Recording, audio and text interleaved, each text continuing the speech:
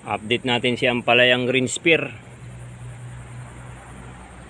Fertilization guide. Wala tayong gamit ngayon na synthetic ano.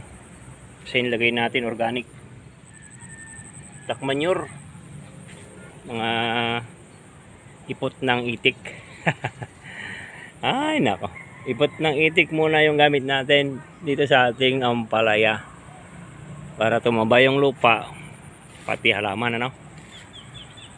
Ganyan ginawa natin oh. Isang pala kada puno ang nilagay natin. Duck manure, wala munang synthetic next time na uli.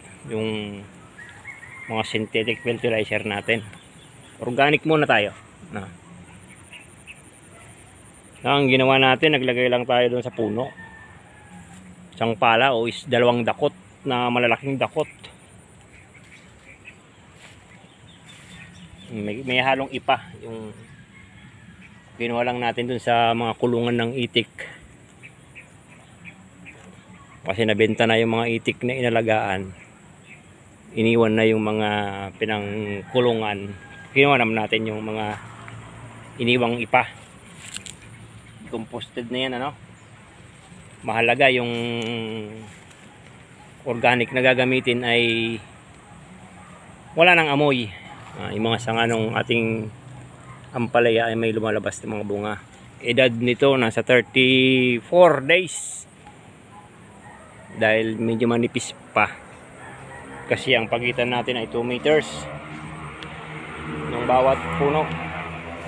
Kasi yung spacing ng bawat row ay 3 meters lang. Kaya mas medyo makon yung pagtanim natin na malaki yung agwat. Mga maliliit nating bunga sa edad na 34 days. Bunga sa sanga. Ito naman sa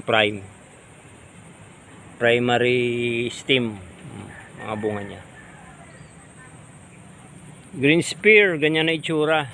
Nasa taas na rin yung iba. Tuloy yung iba mahaba na yung narating.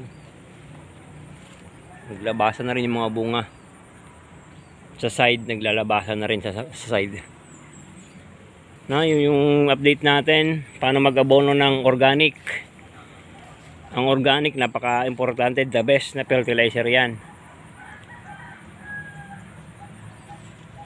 Pinapataba mo na yung lupa para iwas yung tawag dito, acidity. Basta ang gamit mo ay talagang wala ng amoy ano. Dahil wala tayong makuha ng chicken manure. Yan, buti may duck manure tayo. Yan yung itsura ni ampalaya. 34 days. Medyo mag-aabot na yung side. Pero kung 1 meter ang agwat natin, malamang crowded na agad. Naglalabasan na yung bunga sa side ano.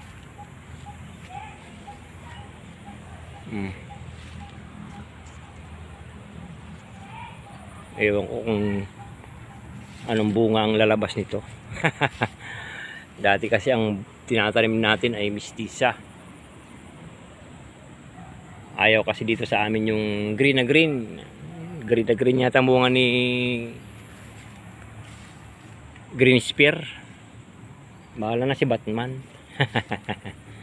Ay nako. 34 days ayan na. Nag-umpisa nang lumabas yung mga bunga sa sanga. Tulad mga ito. Walang pruning to ano. Wala tayong tinanggal na sanga sa ibaba, sa ilalim. Dito sa kabila.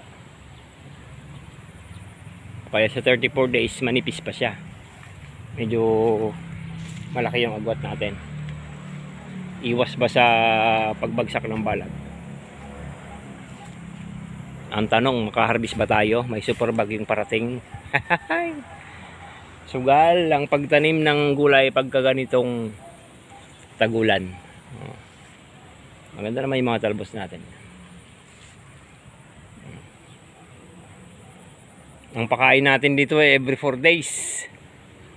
Schedule ngayon ng pit ng abono, pero ang organic ang nilagay natin, ano.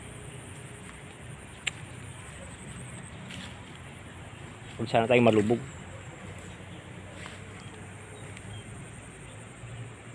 Thank you.